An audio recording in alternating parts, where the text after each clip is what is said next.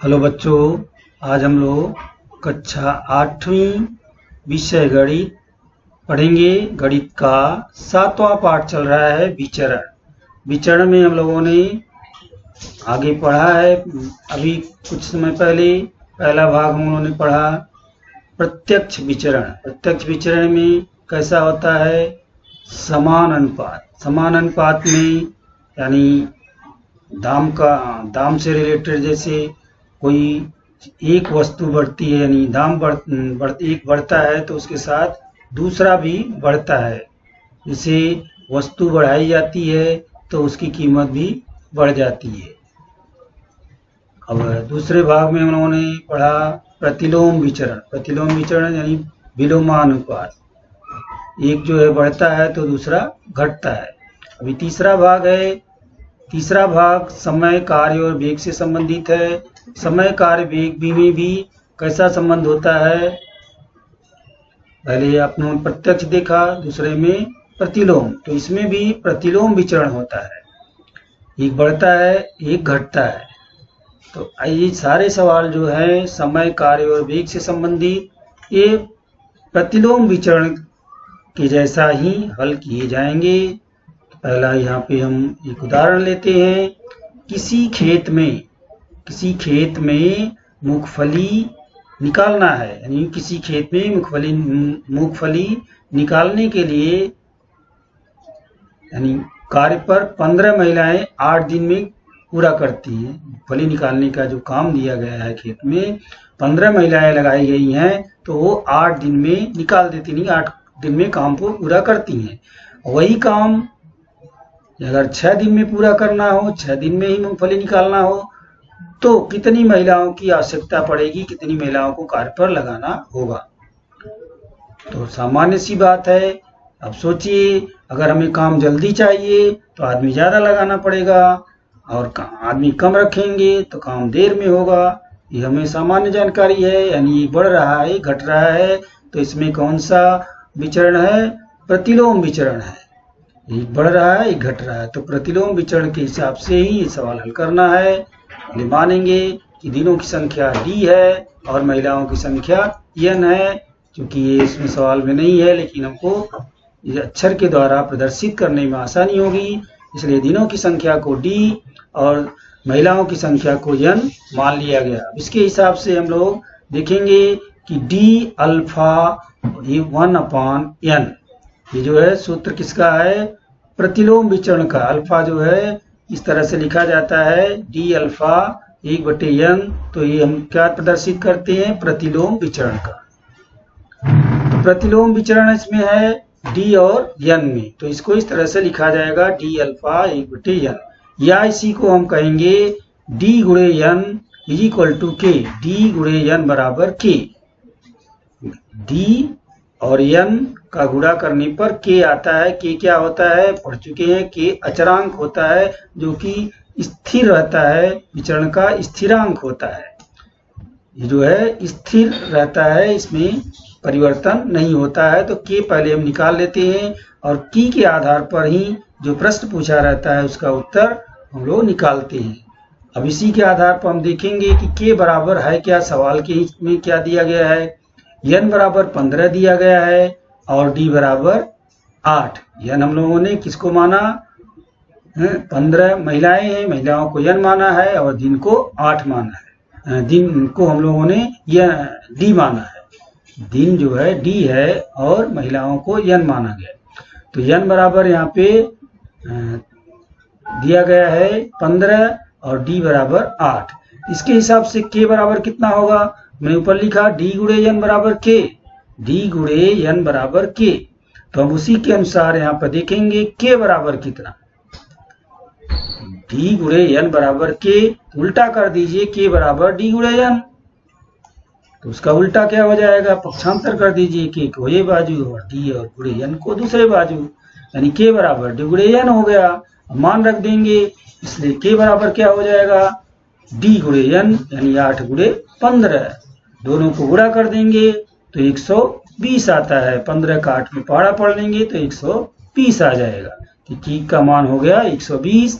ये जो है विचरण का स्थिरांक है, यानी स्थिरांक हमें मालूम हो गया।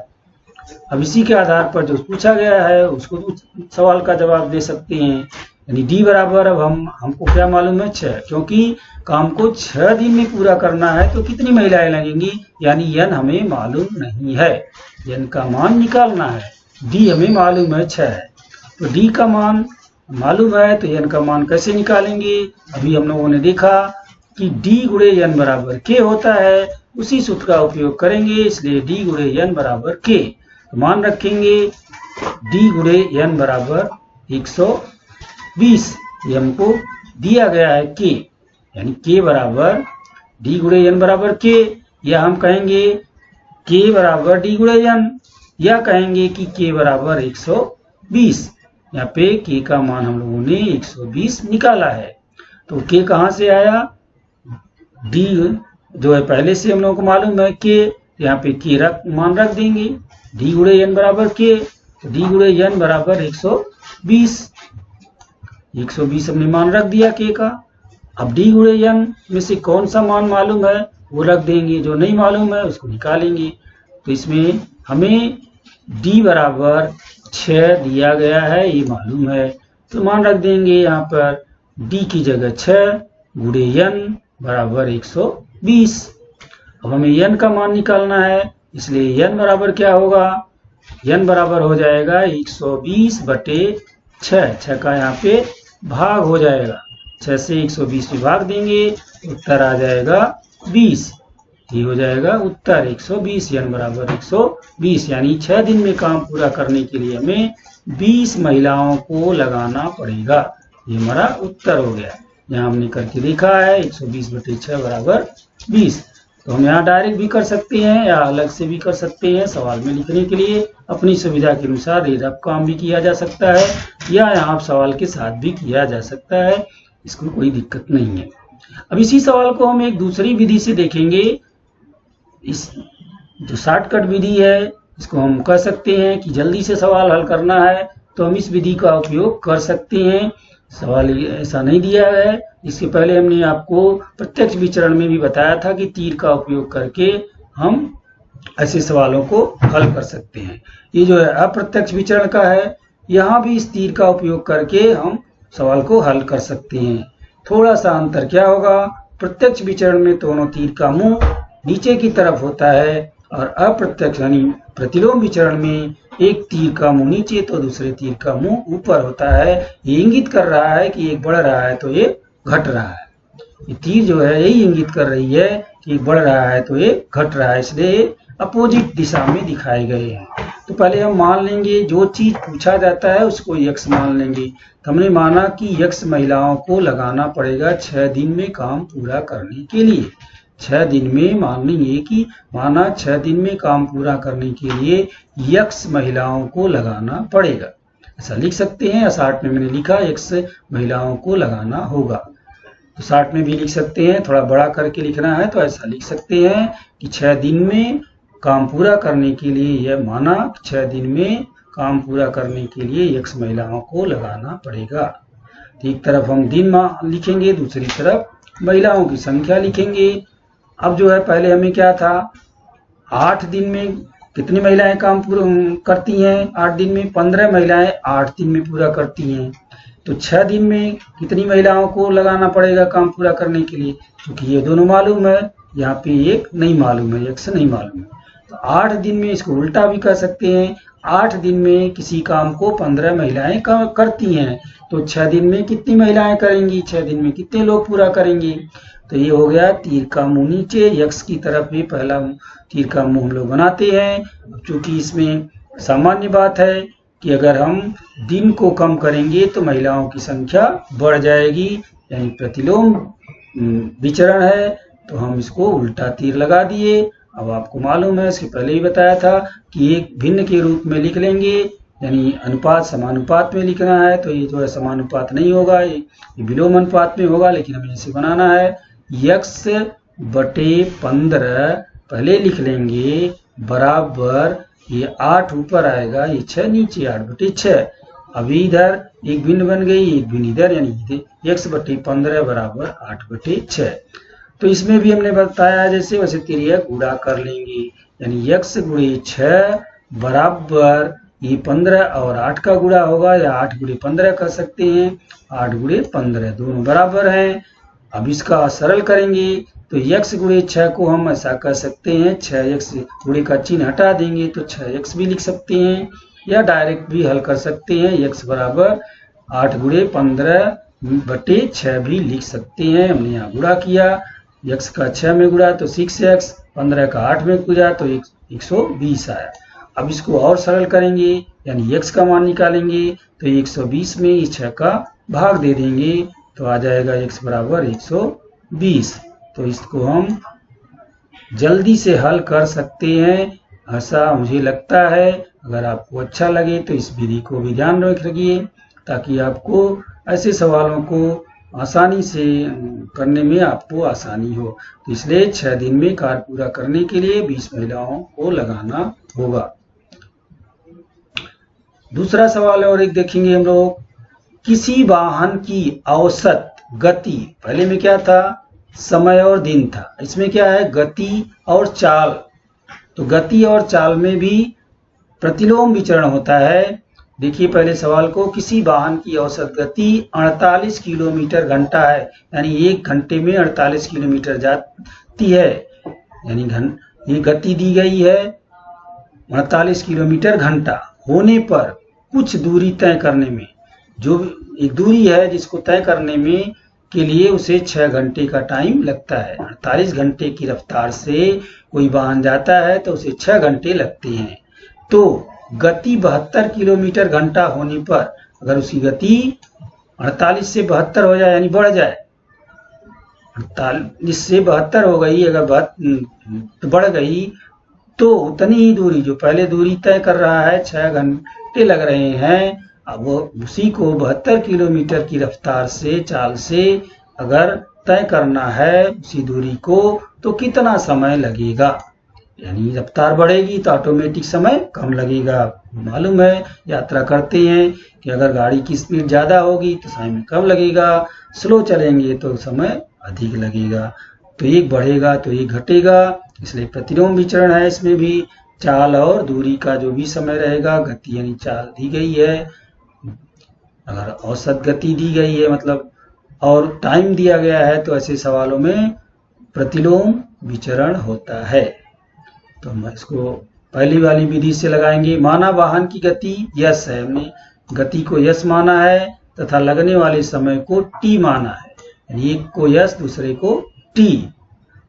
इस तरह से यस से स्पीड भी होता है, तो ये स्पीड का एक पहला अक्षर ले लेंगे तो यस हो जाएगा, और टी से टाइम होता है तो टाइम का पहला अक्षर ले लीजिए तो टी हो जाता है। इस तरह से भी हम इसका नाम रख सकते हैं। तो ये दोनों में कैसा है, प्रतिलोम विचरण है, यानी यस और टी में, यानी यस यानी गति हो गई और टी यानी समय हो गया, दोनों में प्रतिलोम विचरण है। तो प्रतिलोम विचरण को हम लोग गणितीय सूत्र में कैसे लिखते हैं, गणितीय भाषा में yes alpha 1/t, yes alpha 1/t ऐसा लिखते हैं। और इसीलिए इसका मान क्या होता है, यस इंटू टी, यस गुणे टी बराबर के होता है। इसको हम लोग कई बार देख चुके। के क्या है, के अचरांक है, जो कि स्थिरांक भी इसको कहते हैं, विचरण का स्थिरांक है जो बदलता नहीं है। इसके अनुसार हम के का मान निकालेंगे। जो है के बराबर क्या होगा, यस गुणे टी, यस गुणे टी। यस यहाँ पे हम लिख सकते थे, यस बराबर क्या दिया गया है, वो होगा यस बराबर यहाँ पे अगर 48 है और तो टी कितना लगता है, टी बराबर यहाँ पे क्या दिया गया है 6 घंटे, तो यहाँ पे 6 हो जाता है, ऊपर लिख भी सकते थे यस बराबर 48 दिया गया है, टी बराबर 6 दिया गया है, ये दोनों को ऊपर लिख भी सकते थे। इसी मान को यहाँ रखेंगे, के बराबर यस गुणे टी, तो के का मान कितना हो जाएगा, ये 48 गुणे 6, दोनों का गुणा करेंगे तो आता है 288। ये विचरण का स्थिरांक हमें मालूम हो गया, यानी के मालूम हो गया। अब इसके अनुसार हम जो प्रश्न में पूछा गया है उसको बताएंगे। तो यस अगर 72 है तो टी बराबर कितना, ये पूछा गया है। तो जब इसका मान रखेंगे, जब यस गुणे टी यानी के, यस गुणे टी बराबर के दिया गया है 288, के का मान 288 हमने यहाँ निकाला, इसी को हम मान रखेंगे तो क्या हो जाएगा। अब यस और टी 288 मालूम है, यस का मान हमें मालूम है 72 और टी नहीं मालूम है, ये टी मालूम करना है। तो हम क्या करेंगे, इसको हल करेंगे। यस गुणे टी बराबर 288, इसलिए 72 यानी यस का मान रख दिया, 72 गुणे टी बराबर 288। अब ये टी का मान हमें बताना है, तो इसलिए टी बराबर क्या हो जाएगा, 288 में इस 72 का भाग दे देंगे, तो 288 बटे 72 हो गया। 72 से सरल करेंगे, इसको काट के छोटा करेंगे तो ये आ जाता है 4। 72 से डायरेक्ट में भाग के दे करके हम काट सकते हैं, इसको काट के या डायरेक्ट अलग लिख के रफ पे भाग भी दे सकते हैं। हमको इसको सरल करना है, तो ये सरल करने पर ये आता है 4 घंटे आएगा। 72 से भाग होने पर काज का आंसर 4 घंटे आता है। यानी अगर स्पीड बढ़ गई तो समय कम लगा, प्रतिलोम विचरण है। तो हम कह सकते हैं कि चाल 72 किलोमीटर घंटा होने पर उतनी ही दूरी तय करने में 4 घंटे लगेंगे। दूसरी विधि से भी इसको देख लीजिए, दोनों विधि से। अब हमें क्या पूछा गया है कि कितने घंटे लगेंगे, यानी समय पूछा गया है। तो हमने मान लिया कि x घंटे लगेंगे, समय x घंटे लगेंगे, हमने अपनी तरफ से मान लिया। और हमें मालूम क्या है, गति यानी किलोमीटर में गति दी गई है, समय घंटे में दिया गया, दोनों को लिख लिया। गति और समय किलोमीटर में है, समय घंटे में है, वो भी इंगित कर दिया। पहले क्या दिया था, 48, पहले गति 48 दी गई है, उसको लिख लिया। तो टाइम कितना लग रहा है, 6 घंटा, वो भी लिख लिया। दोनों को लिखने के बाद यहाँ x लिखेंगे और यहाँ पे क्या लिखेंगे, 72 क्यों लिखेंगे कि 72 की स्पीड हो जाएगी तो समय कितना लगेगा। 72 लिखने के बाद x लिख लीजिए, x घंटे लगेंगे, x घंटे लगेंगे।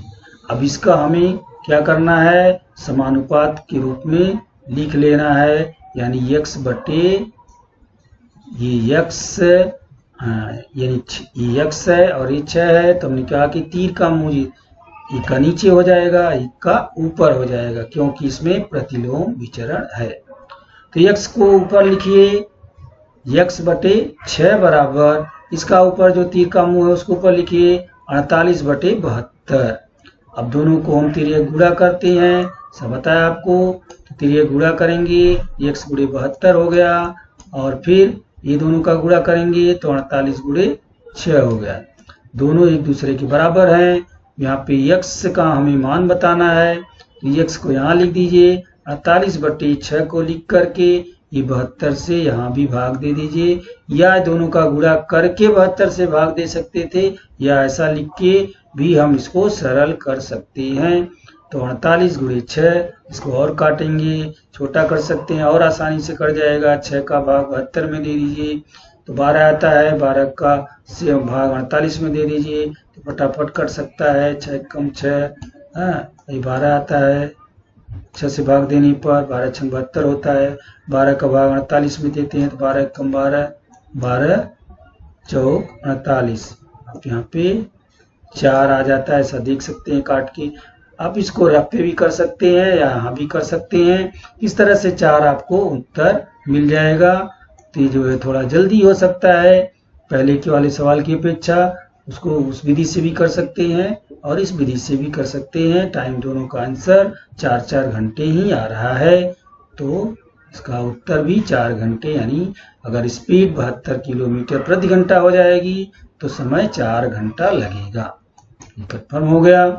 ये बढ़ रहा है, ये घट रहा है, ये नियम यही रहेंगे। सवाल में फिगर बदल जाएगा लेकिन नियम ऐसे रहेंगे, चाहे ऊपर वाला अपनाइए चाहे नीचे वाला अपनाइए। अपनी सुविधा से इनका उपयोग जगह जगह कर सकते हैं। एक सवाल और हम ले रहे हैं, प्रश्न संग्रह का है। प्रश्न संग्रह 7.3 का सवाल है। ये लोग जो है 7वां पढ़ रहे हैं। 7.1 7.2 का सवाल देख चुके हैं। ये प्रश्न संग्रह 7.3 का सवाल है। उसमें से एक सवाल लिया गया है, इसको देखिए। यदि 15 मजदूरों द्वारा एक दीवार बनाने के लिए 48 घंटे लगते हैं तो 30 घंटे में वही कार्य पूरा करने के लिए कितने मजदूर लगेंगे। यहाँ भी समय और मजदूर दिया गया है। तो आपको पता है कि मजदूर कम होंगे तो समय ज़्यादा लगेगा और मजदूरों की संख्या बढ़ेगी तो समय कम लगेगा। यहाँ दिया क्या है कि 15 मजदूर एक दीवार को बनाने के लिए 48 घंटे लगते हैं। 15 मजदूरों को लगाया जाता है तो किसी दीवार को बनाने के लिए 48 घंटे में वो लोग पूरा कर देते हैं। अगर वो 30 घंटे में ही काम को पूरा करना है यानी कम समय में पूरा करना है तो हमें क्या करना पड़ेगा, मजदूरों की संख्या बढ़ानी पड़ेगी। सामान्य बात है, यानी इसमें प्रतिलोम विचरण है। तो मान लेंगे यहाँ पे मजदूरों की संख्या n है और घंटों यानी समय की संख्या t है। अगर हम n मजदूर को लगाएंगे तो t मजदूर n घंटे में काम को पूरा कर लेंगे। ये n मजदूर t घंटे में पूरा कर लेंगे। घंटे को t इंगित कर रहे हैं, मजदूरों की संख्या को n से इंगित कर रहे हैं। तो अब इसको गणितीय सूत्र के अनुसार यानी प्रतिलोम विचरण है तो क्या लिखेंगे, n alpha 1/t n alpha 1/t ऐसा लिख देंगे गणितीय रूप में। ये प्रत्यक्ष विचरण का सवाल है, इसलिए n गुणे t बराबर k, n into t equal to k, n गुणे t बराबर k आपको पता है k अचरांक होता है, स्थिरांक होता है जो कि स्थिर रहता है, बदलता नहीं है। ये मालूम हो गया। जब k मालूम हो जाता है तो आगे जो सवाल में हल करना है वो आसानी से हल कर सकते हैं। अब यहाँ पे सवाल में दिया क्या है, n बराबर 15 दिया है, t बराबर 48 दिया है। ये मजदूरों की संख्या है, ये 48 घंटे हैं। तो इनका मान रखेंगे n गुणे t, इसलिए n गुणे t, n का मान 15, t का मान 48 रख दिया। तो कितना आता है, k बराबर कितना होगा, गुणा करके देख लेंगे। तो गुणा करने पर आता है 720। इसको डायरेक्ट भी गुणा कर सकते हैं या ऊपर नीचे आप अपने रफ काम कर सकते हैं। हाँ, इस तरह से आप गुणा करेंगे तो ये 720 आता है। ऊपर नीचे लिख के अगर नहीं समझ में आ रहा है तो रफ काम कर सकते हैं, या 15 का पहाड़ा आ रहा है तो पढ़ सकते हैं। हाँ, 15 × 120 आपको मालूम है, और 12 जो हासिल लग जाएगा, 15 चौका 60 में 12 जोड़ोगे 72। डायरेक्ट भी पहाड़ा पढ़ के यहाँ आंसर लिख सकते हैं। अगर n बराबर अब हमको नहीं मालूम है, प्रश्न में पूछा क्या गया है, मजदूरों की संख्या, टाइम दी गई है 30। अगर 30 घंटे में काम को पूरा करना है तो कितने मजदूर लगाना पड़ेगा, यानी अगर n नहीं मालूम हो, t मालूम हो तो हमें कैसे सवाल को हल करना है। सूत्र का वही उपयोग करेंगे जैसे यहाँ किया गया, n इंटू टी बराबर k होता है, तो वही मान रख देंगे n गुणे 30। ये t दिया गया है, इसका मान हमने रख दिया। यहाँ ऊपर भी लिख सकते थे, एक लाइन और बढ़ जाएगा, लेकिन कोई जरूरत नहीं है, हम उसी के अनुसार मान रख देंगे। n गुणे 30 बराबर 720, ये k का मान है जो यहाँ पे हम लोगों ने निकाला 720, इसको लिख दिया। अब इसको सरल करेंगे तो एक लाइन और बढ़ सकता था, 30 n बराबर 720, तो उसकी कोई आवश्यकता नहीं है, हम 60 में थोड़ा जा सकते हैं। n यहाँ लिखिए, n बराबर ये 720 ऊपर हो जाएगा और ये 30 नीचे लिखा जाएगा, यानी 720 में 30 का भाग देना है। इसको ऐसे ऊपर और नीचे लिखेंगे। लिखने के बाद इसको सरल करेंगे।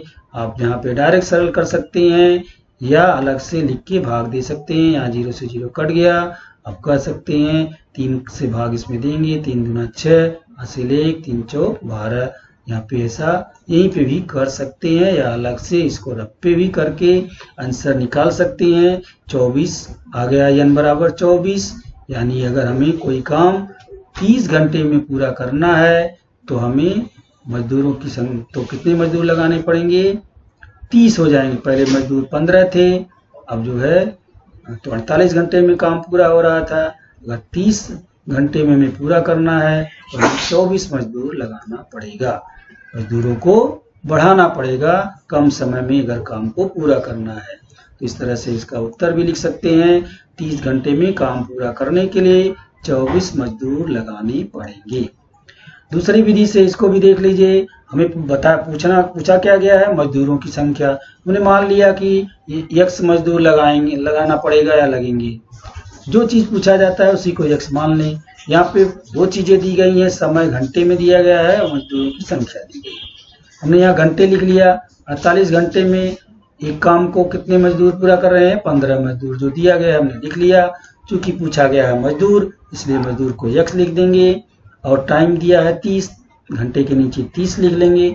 दोनों चीजें लिखने के बाद तीर लगाएंगे। x के बाजू में पहला जो है तीर का मुख होगा, दूसरे तीर का मुंह अपोजिट होगा, उल्टा होगा, 48 के पास होगा, क्योंकि दोनों में प्रतिलोम विचरण है। यही हम लोग हल करते आ रहे हैं। तो लगाने के बाद इसको हम लोग भिन्न में यानी अनुपात में लिख लेंगे। अनुपात में लिख लेंगे। अनुपात में लिखने के बाद देखेंगे x बटे 15 बराबर 48 बटे 30। ये x ऊपर हो गया, 15 नीचे हो गया, इसको लिख लिया। और ये 48 ऊपर रहेगा, ये 30 नीचे, दोनों लिख लिया। दोनों में तिर्यक गुणा करते हैं, आपको बता चुका हूँ। तिर्यक गुणा कर देंगे तो ये x गुणे 30 हो गया यहाँ पे, और ये 15 गुणे 48 या 48 गुणे 15 कर सकते हैं। ये दूसरी तरफ हो गया। ये इसके दोनों एक दूसरे के बराबर हैं, ऐसा कह सकते हैं। अब इसको सरल करेंगे तो देखेंगे x का मान हमें बताना है। x तो यहाँ पे x लिख दीजिए, या बराबर डायरेक्ट भी लिख सकते हैं, या x को यहाँ लिख दीजिए। x बराबर 48 गुणे 15 ऊपर हो गया, ये 30 नीचे हो गया, ये 30 नीचे हो गया। तो भाग दे देंगे। ये देख सकते हैं, यहाँ डायरेक्ट भी सरल कर सकते हैं। 15 से 30 कटता है, 15 एकम 15, 15 दूना 30। ये 2 का 48 में भाग दे सकते हैं। 2 एकम 2, 2 दूना 4, ये 2 का पहाड़ा 8 में पढ़ेंगे तो 2 चौक 8। ऐसा कट करके लिख भी सकते हैं, या ये रफ काम करके आप डायरेक्ट आंसर निकाल के 24 लिख सकते हैं। अगर अलग से लिखेंगे तो कटकुट नहीं दिखेगा, यहाँ पे करेंगे थोड़ा कटकुट भी दिख सकता है। अगर साफ सुथरा रखना है तो ये सब काम अलग से रफ पे कर सकते हैं। तो इस तरह से आंसर फिर भी आपका 24 आया। तो दोनों विधि से हमने लगाया है। आप लोगों को जो विधि अपनाना है, जैसे वो दोनों विधि पढ़िए, दोनों याद रखिए, जहाँ जैसी जरूरत है उसका उपयोग कर सकते हैं। यहाँ पे चूंकि एक्सरसाइज किताब के हिसाब से करना है तो इसको कर सकते हैं, या दोनों विधि से सवाल लगा सकते हैं। अगर आपको ज़्यादा प्रैक्टिस करना है तो दोनों विधि का उपयोग करिए, एक बार ये विधि एक बार ये विधि। नहीं तो आप किताब वाला सवाल पहली विधि से करिए। ये अपनी जानकारी के लिए रखिए। जहाँ पे आपको स्कॉलरशिप या सामान्य आपको कोई प्रश्न आता है तो इस विधि का उपयोग करके आप ऐसे सवालों को जल्दी से निकाल सकते हैं। इस तरह का आज का सेशन मैं यहीं पे समाप्त करता हूँ। अब आप एक्सरसाइज जो है प्रश्न संग्रह, इन दोनों इस सवालों को पढ़ करके आप करेंगे 7.3 का। धन्यवाद।